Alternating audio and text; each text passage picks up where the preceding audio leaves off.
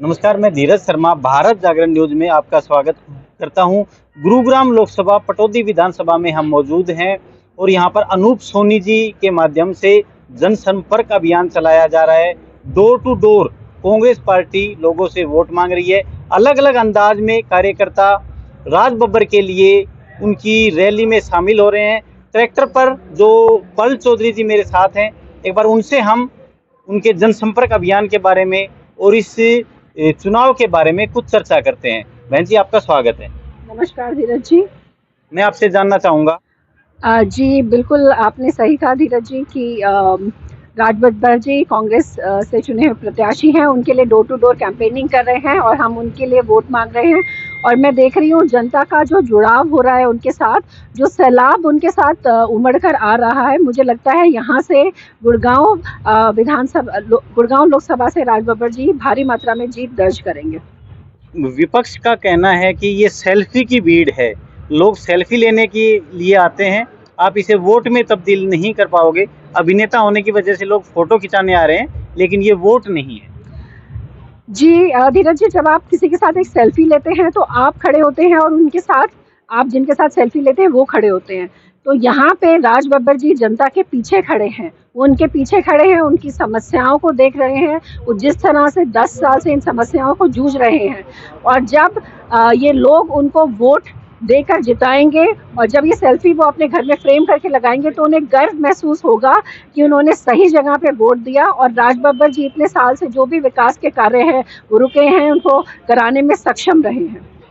जी, इस इलाके में राव इंद्रजीत एक मजबूत नेता माने जाते हैं, उनका गढ़ माना जाता है। क्या लगता है आपको, आप उनको इस गढ़ को तोड़ने में सक्षम होंगे?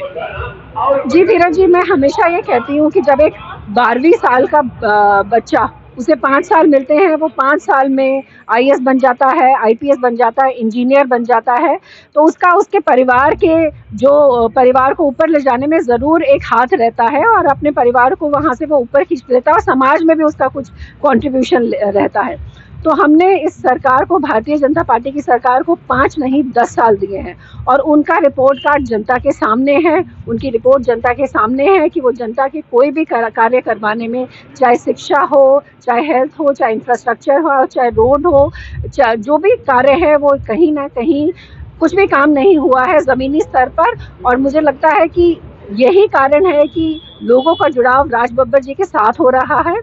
वो 5 बार के सांसद रहे हैं, एंटरटेनमेंट की इंडस्ट्री में ही नहीं, उन्होंने अपनी राजनीतिक ज़िंदगी में भी जो कार्य किया है, चाहे वो आगरा हो, चाहे फिरोज़ाबाद हो, तो उन्हें उनके काम के लिए जाना जाता है। और यही कारण है कि गुड़गांव में हमारे शीर्ष नेतृत्व ने उन्हें कांग्रेस का प्रत्याशी चुना है।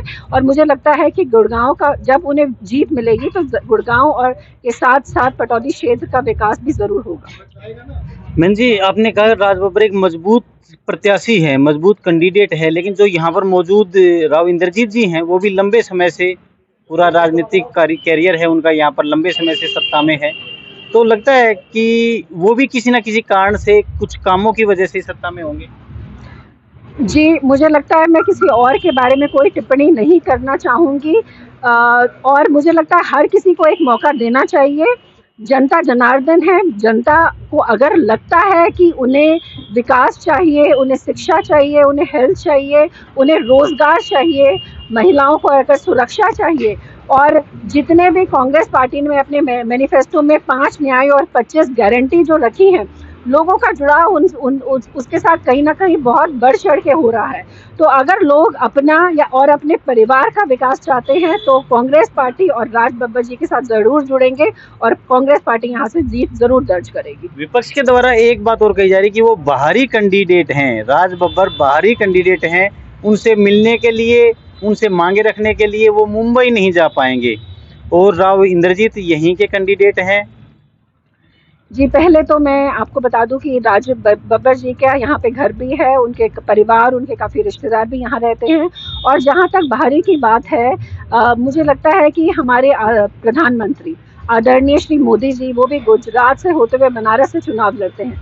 तो ये जो बाहरी की बात है, मुझे लगता है कि ये कहीं ना कहीं यहाँ पे उनको बाहरी नहीं माना जा सकता। और भारत देश में हर नागरिक को ये मुझे लगता है कि हर नागरिक कहीं कहीं से भी चुनाव लड़ सकता है।